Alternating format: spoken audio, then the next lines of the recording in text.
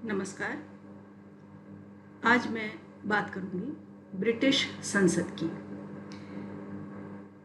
Britain में हम सब जानते हैं संसदीय शासन प्रणाली है और ब्रिटिश संसद को संसदों की जननी कहा जाता है।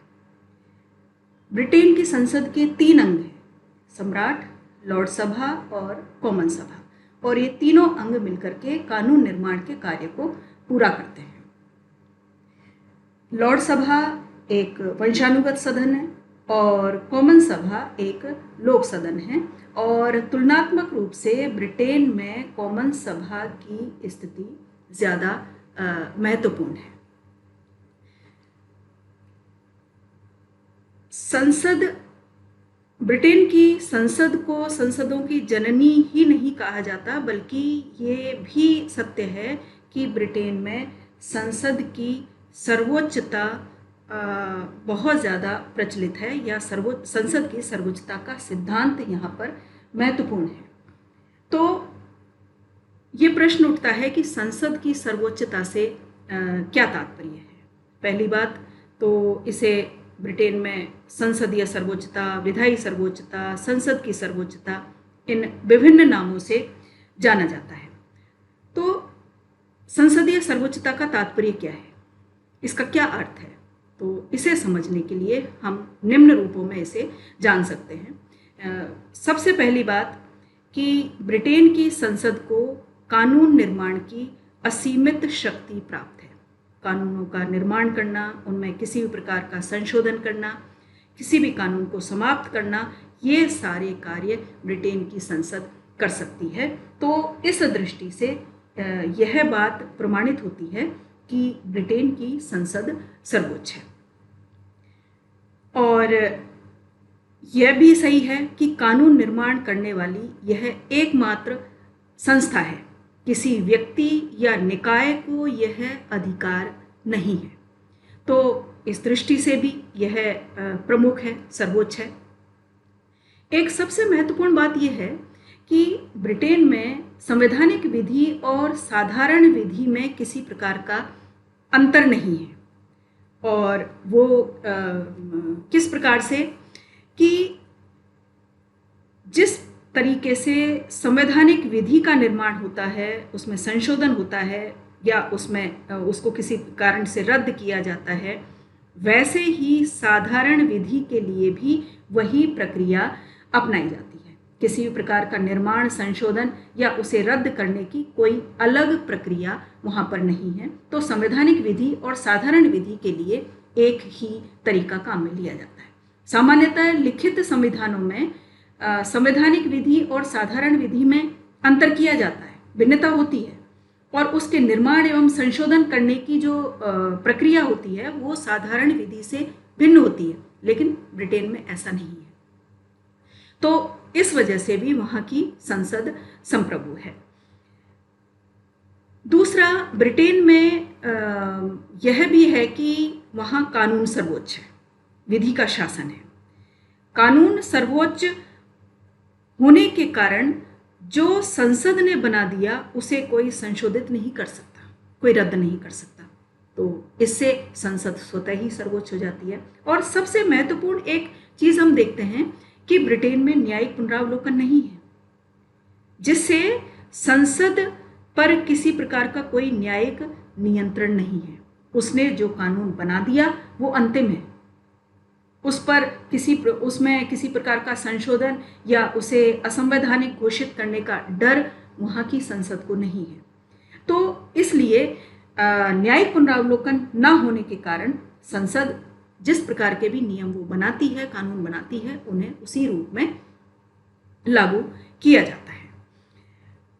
संसद की अवधि को घटाने बढ़ाने का निर्णय भी संसदीय अधिनियमों के माध्यम से ही किया जाता है, कोई अन्य किसी प्रोसेस से यह नहीं किया जाता। जैसे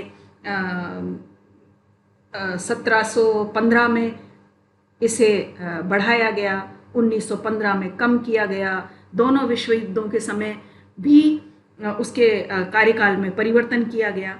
तो ये संसदीय अधिनियमों के माध्यम से ही किया जाता है, किसी अन्य प्रक्रिया के माध्यम से नहीं किया जाता। इसी तरह से सम्राट के उत्तराधिकार संबंधी नियमों में यदि कोई परिवर्तन करना है तो वो परिवर्तन भी संसद ही कर सकती है, अन्य कोई नहीं कर सकता।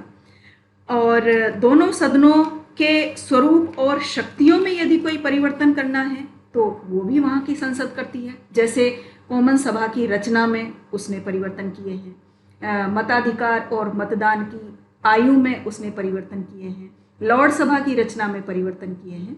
तो ये सभी कार्य ब्रिटेन की संसद के द्वारा ही किए गए हैं और किए जाते हैं। तो इन सभी तथ्यों के आधार पर हम कह सकते हैं कि ब्रिटेन में संसद की संप्रभुता है, या संसदीय सर्वोच्चता है, या विधायी सर्वोच्चता है। और इस दृष्टि से यह कहा जा सकता है कि कोई ऐसा न्यायिक निर्णय नहीं जिसे संसद रद्द नहीं कर सकती, कोई ऐसी रूढ़ि नहीं जिसे वो समाप्त नहीं कर सकती, सामान्य विधि का कोई ऐसा नियम नहीं है जिसे वो बदल नहीं सकती। अब स्वतः ही यह प्रश्न उठता है कि जब संसद को इतनी अधिक शक्तियां मिली हुई हैं, संसद की को असीमित संप्रभुता मिली हुई है, तो निश्चित रूप से वहाँ की संसद निरंकुश हो सकती है। लेकिन ऐसा नहीं है। ब्रिटेन में संसद की सर्वोच्चता पर कुछ नियंत्रण है, कुछ सीमाएं हैं। और ये हम जानते हैं कि कोई भी संसद शून्य में काम नहीं करती। शून्य में काम करने से तात्पर्य है कि वह सामाजिक और राजनीतिक वातावरण में काम करती है, नैतिक और धार्मिक सीमाओं में वो काम करती है। नैतिक और धार्मिक सीमाएं भी उसकी क्षमताओं को सीमित करती हैं। किसी भी कानून का पालन तभी होता है जब वो स्वाभाविक हो और व्यावहारिक हो, लोगों को वो अच्छा लगे। यदि वे केवल बाध्यकारी होंगे या नैतिक भावनाओं और परंपराओं पर चोट पहुंचाएंगे तो उनका उल्लंघन निश्चित है। तो ब्रिटिश संसद पर भी इस प्रकार की कुछ सीमाएं हैं जिससे उसके द्वारा बनाए गए नियमों और कानूनों का उल्लंघन ना हो और लोग उनका अनुसरण करें या उनका पालन करें। जैसे सबसे महत्वपूर्ण सीमा है राजनीतिक सीमा। किस प्रकार से कि वहाँ का निर्वाचक मंडल सबसे महत्वपूर्ण भूमिका रखता है इस दृष्टि से कि वहाँ की जो राजनीतिक प्रभुता है वो वहाँ के मतदाताओं में निवास करती है। इसलिए जन इच्छाएं संसदीय सर्वोच्चता पर सीमा का कार्य करती हैं। इसके अलावा जो राजनीतिक दल हैं, विशेष रूप से विपक्ष, प्रेस है, दूरदर्शन है, प्रसारण, आर्थिक और सामाजिक हित हैं, ये सब संसद की सर्वोच्चता पर नियंत्रण रखते हैं, संसद की सर्वोच्चता पर निगरानी रखते हैं। दूसरी सीमा हम बता सकते हैं कुछ नैतिक सीमाएं हैं। नैतिक सीमाएं वो इस दृष्टि से कि समाज की नैतिक और धार्मिक भावनाओं को चोट पहुंचाने वाली किसी भी विधि का निर्माण वहाँ की संसद नहीं कर सकती। उसे इस बात का विशेष ध्यान रखना पड़ता है कि लोगों की इस प्रकार की नैतिक और धार्मिक भावनाएं नकारात्मक रूप से प्रभावित ना हो। तीसरी बात या तीसरा नियंत्रण हम बता सकते हैं कि कानूनों से जो प्रभावित हित होते हैं उनसे कानून निर्माण बनाने से पहले वहां की संसद परामर्श करती है। परामर्श किस प्रकार से कि जिसके लिए कानून बन रहा है उससे विचार विमर्श किया जाना चाहिए। वैसे तो उनसे परामर्श करने की कोई वैधानिक आवश्यकता नहीं है, कोई ऐसा नहीं है कि कानूनी रूप से वो बाध्य है। फिर भी वह यह कोशिश करती है कि किसी भी कानून से, जो कानून बनाया जा रहा है, उससे प्रभावित होने वाले औद्योगिक हितों से, विशेषकर मालिकों और उनके कर्मचारियों के संगठनों से परामर्श कर ले। और यह परामर्श कर लेना लाभकारी भी होता है, क्योंकि परामर्श कर लेने से विधि ज्यादा प्रभावकारी बनती है।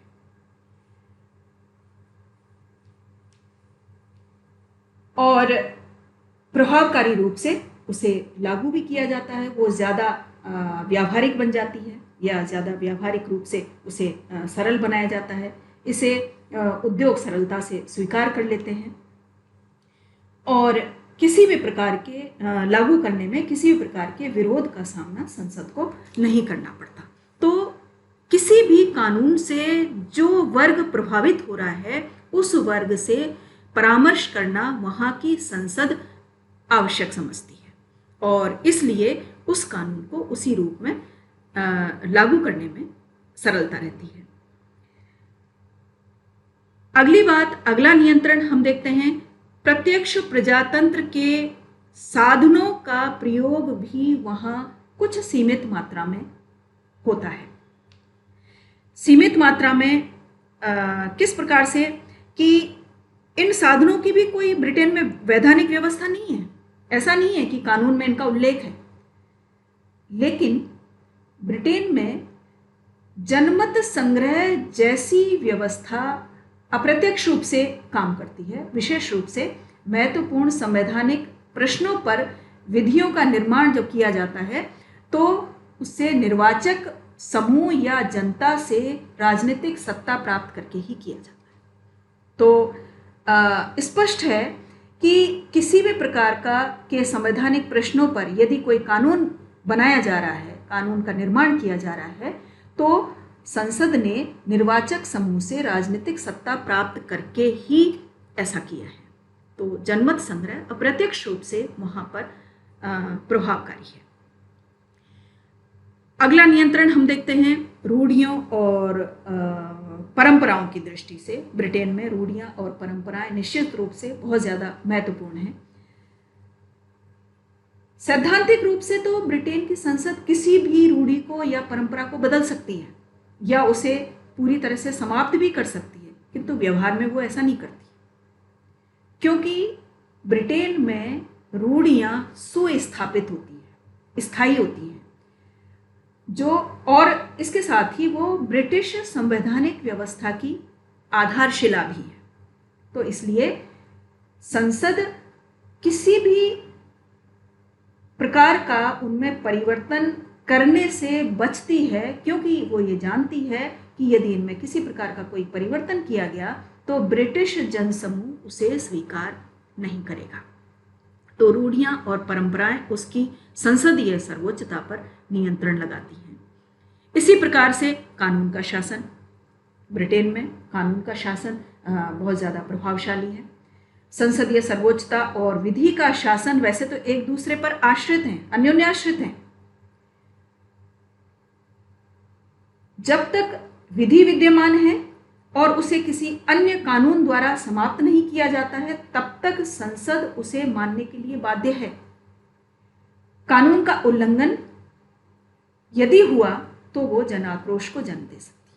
तो इसलिए कानून का पालन करना भी वहाँ की संसद के लिए जरूरी है। प्रदत्त व्यवस्थापन, जिस मात्रा तक संसद ने अपनी कार्यपालिका शक्तियों का प्रत्यायोजन किया है, उस मात्रा तक संसद की शक्तियों का ह्रास हुआ है। सामान्यतः होता क्या है कि संसद के पास समय और तकनीकी ज्ञान का अभाव होता है। इसलिए संसद क्या करती है कि किसी भी कानून की मोटी रूपरेखा पारित कर देती है और उसको विस्तृत रूप से तैयार करने का या पूरा करने का काम वो अपने विभागों को सौंप देती है, मंत्रियों को सौंप देती है और मंत्रियों के द्वारा उन विस्तृत रूप से उन कानूनों का निर्माण किया जाता है।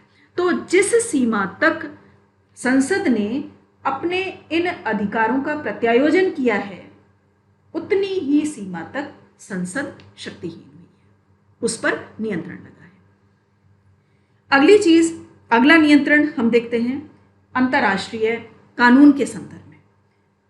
सैद्धांतिक रूप से तो ब्रिटिश न्यायालय राष्ट्रीय विधि को ही मान्यता देता है और उसे लागू करता है, लेकिन अंतर्राष्ट्रीय विधि भी उस पर नियंत्रण का काम करती है और ये ब्रिटेन का न्यायालय स्वीकार कर चुका है। ब्रिटेन के न्यायालय ने ये कहा कि अंतर्राष्ट्रीय विधि राष्ट्रीय विधि का एक भाग है। जिस विधि ने सभ्य राष्ट्रों की सहमति प्राप्त कर ली, उसने हमारे देश की स्वीकृति भी प्राप्त कर ली। तो इसलिए ब्रिटेन की संसद सामान्यतः अंतर्राष्ट्रीय कानून के विरुद्ध राष्ट्रीय कानून का निर्माण नहीं करती है। इसी प्रकार से अंतर्राष्ट्रीय संगठन भी ब्रिटेन की संसद की सर्वोच्चता पर नियंत्रण लगाता है। संयुक्त राष्ट्र संघ जैसा अंतर्राष्ट्रीय संगठन विश्व के सभी राष्ट्रों की संप्रभुता को नियंत्रित करता है, वैसे ही ब्रिटेन में भी नियंत्रण का काम करता है। ब्रिटिश संसद की संप्रभुता पर नियंत्रण का काम करता है। ब्रिटेन भी इसका अपवाद नहीं है, तो इसलिए इससे वहाँ की संसद की सर्वोच्चता सीमित होती है। तो इस प्रकार से कहा जा सकता है कि ब्रिटेन में संसदीय सर्वोच्चता का सिद्धांत प्रचलित है, लेकिन संसद असीमित या निर्बाध स्वतंत्रता का प्रयोग नहीं कर सकती, बल्कि उस पर भी विविध प्रकार के नियंत्रण हैं, बंधन हैं, सीमाएं हैं, जिनके अंतर्गत रहकर उसे कानून निर्माण का कार्य करना पड़ता है। धन्यवाद।